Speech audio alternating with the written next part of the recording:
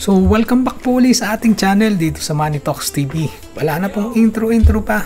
Mag-a-update lang po ako sa aking mga agarwood dahil marami po sa inyong nagtatanong kung ano na daw ba ang status noong agarwood seedling na binili ko doon sa nakaraan kong vlog.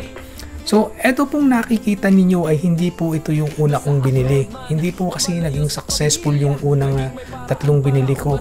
Although buhay naman po sila pero hindi po sila malulusog sa edad nilang almost 3 years old na.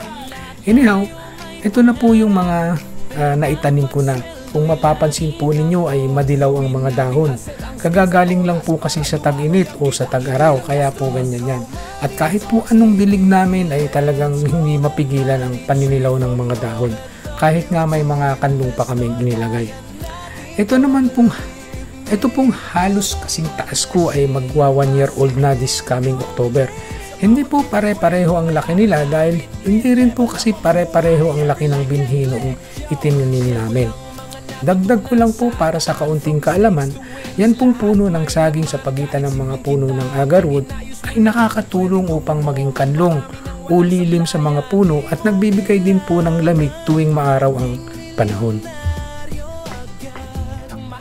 So ito naman po nga nakikita ninyong maliliit pa ay halos katatanim lang ang pangalawang batch na tanim po namin. Magsi 6 months old na po ang mga ito at nalagpasan na po nila ang nakaraang tag-araw. Kaya mapapansin po ninyo na halos lahat sila ay madidilaw din ang mga dahon. Ganun pa man, subok na po ang mga ugat nila. For sure na malulusog na at hoping na papunta na sa paglaki o paglagot dahil nga po nakaligtas na sila sa nakaraang tag-araw. So ngayon pong tag-ulan ay naka-schedule na maglalagay kami ng pataba o abono sa mga agarwood ko at antabayanan po ninyo ang update dito sa YouTube channel natin.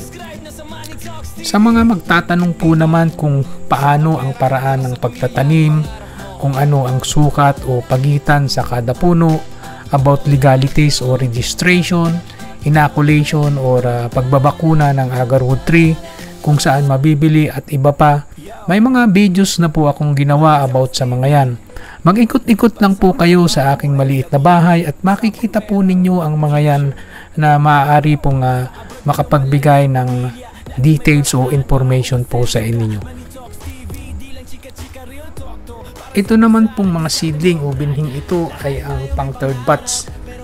More than 100 seedlings po ang mga yan at wag lang pong may mamamatay isa man sa kanila. Naka-schedule po itong itanim ngayong tag-ulan at ibabahagi ko rin po sa inyo ang mga kaganapan. So, ito lang po muna ang update and always, this is Money Talks TV. Thank you for watching. Huwag po ninyong kalimutang mag-subscribe sa aking channel at pakihit na lang din po ang notification bell para ma-update kayo sa tuwing may bago akong video. So hanggang sa muli po, dalangin ko po ang ating tagumpay at kaligtasan sa angmang sulok ng mundo tayo naroon. Yan ang tunay na laban at kasama mo ko sa bawat tanong at sagot dyan. Oh, Money Talks TV, let's